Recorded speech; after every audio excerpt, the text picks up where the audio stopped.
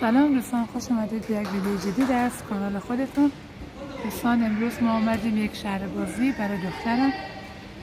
قسمت مختلفی داره اینجا که موتور و ماشین بازی است که برای اطفال 4 تا 12 ساله و این قسمتش هم توپ‌های بزرگ داره. اونجا هم که رستورانشون هست و این قسمت هم سرسره و ترامپولی و وسایل بازی دیگه رو برای اطفال داره. اینجا هم قسمت ترامپولیاش هست. بعد این قسمتش خیلی خوبه که دستگاه داره. او استارتش که بزنی هر نفر به یکی از این ترامپولی استارت میشه و این قسمت وسط میچرخه و بعد مواظب باشی که نسوزه. اینجا هم یک ترامپولی دیگه هست که 5 تا چراغ روشن میشه. با حرکاتی که انجام میدی دستتو میزنی روی او قسمتایی که لامپی که داره، اونا رو خاموش میکنی و برنده میشی. 1 دقیقه وقت داری.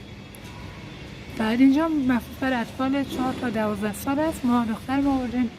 اینجا هم یه قسمت دیگه از این بازی اینا هست. اونجا هم یک سری بازی دیگه هست که بیام بهتون نشون بدم.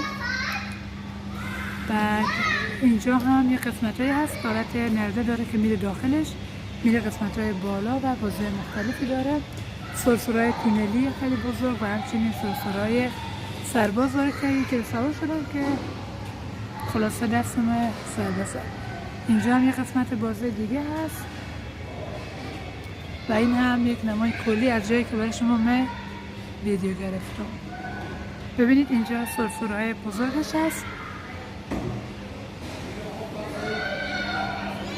اینجا هم یه قسمت دیگه هست که اون یه قسم بازی داره که میذاری اینجا و اینا قلط میخوره و این اسب بازی ها رو هم داره که برای چند دقیقه است 1 یورو بچه روش میشینه و قلط میخوره.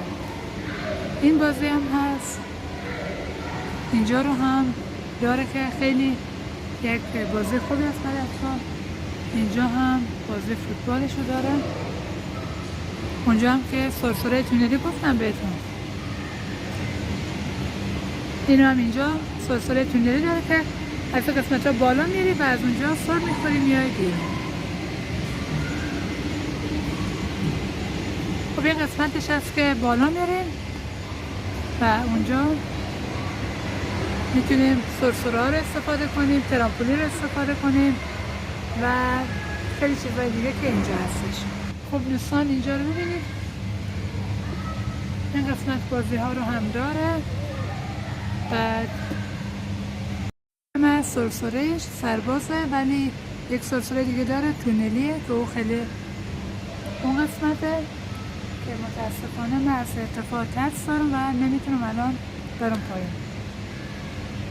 خب اینم راه برگشت و اینا هستش که قسمت ها رو با هم دیگه وصل میکنه. این هم سرسره تونلی هست و این هم قسمت هایی که ترامپولی قسمت هم میتونی بالا بری و هم بری پایین. اونجا هم که پایین شهر بازی هست.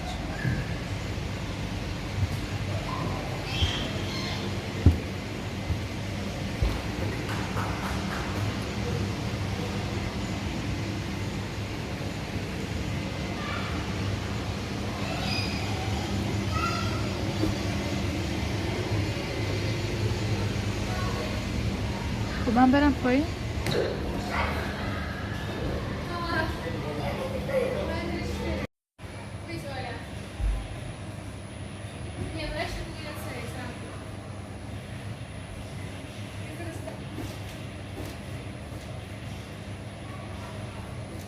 وقت نوشیدنی داخل شهر بازی.